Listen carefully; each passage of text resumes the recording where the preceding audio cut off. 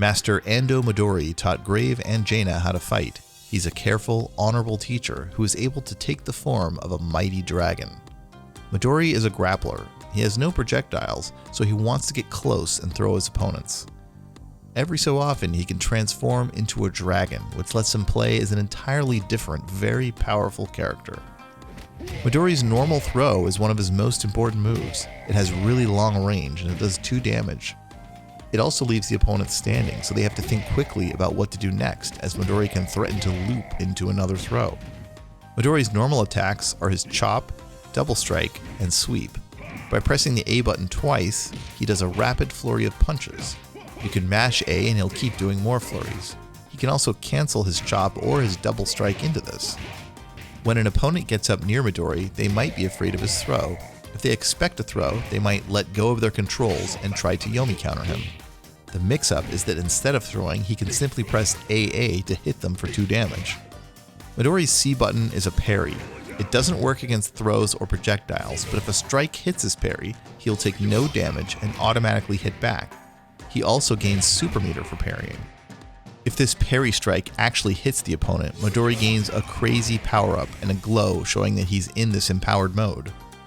While empowered, if Midori is able to throw the opponent, he does so automatically with no button presses, with a special throw that only happens in this mode.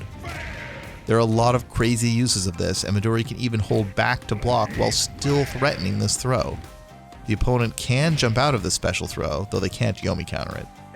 After Midori performs his empowered throw, he'll lose the special state, and he has to parry another attack to get into it again. If he gets hit while empowered, he'll also lose the state. Interestingly though, if he's in the empowered mode, you can still normal throw. That's good to do because it does 2 damage instead of the empowered throw's 1 damage, and it lets you keep the empowered throw so you can continue to threaten with it.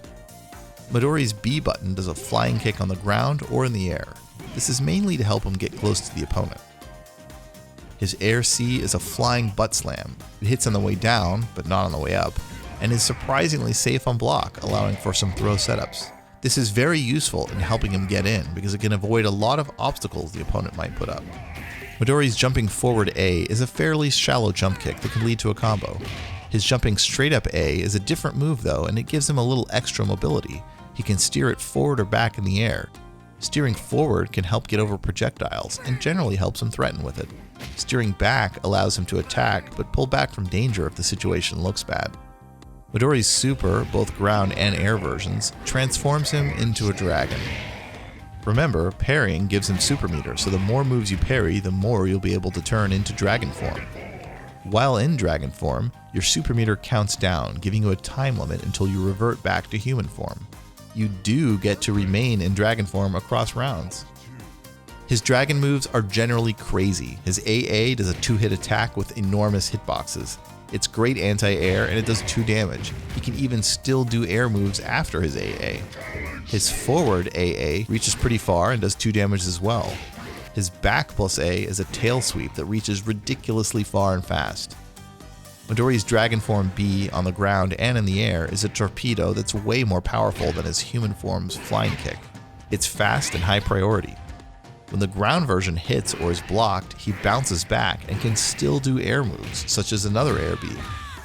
His dragon form C button does different kinds of throws in the ground and in the air. On the ground, he dashes forward and goes for a dragon buster. The dash has infinite hits of super armor, meaning no matter how many times he gets hit during it, he keeps going and still tries to throw. His Air C is a talon swoop that flies across the screen to grab opponents. Both these throws deal 2 damage. Neither can be Yomi countered, and in both cases the opponent can jump out. Let's not forget his jumping A in dragon form. It's probably the best normal attack in the game. It's huge, high priority, and hits for 2 damage. Another thing you should be aware of is how his transformation itself affects gameplay. As he transforms, gameplay briefly pauses, and this gives you a moment to react to what the opponent is doing. You can transform, then AA to anti-air them if they jumped. Or transform and C if you see that they'll be unable to avoid that special throw, or simply transform and normal throw them suddenly. Midori's incredible bear hug throw and parry make him scary when up close, but he can struggle to get in sometimes. Opponents can't keep him away forever though. If they stall long enough, they're just letting him turn into a dragon. Why not be a dragon the entire match then, you ask? Because a win doesn't really mean much unless it's done fair and honorably. So, only a little bit of dragon here and there.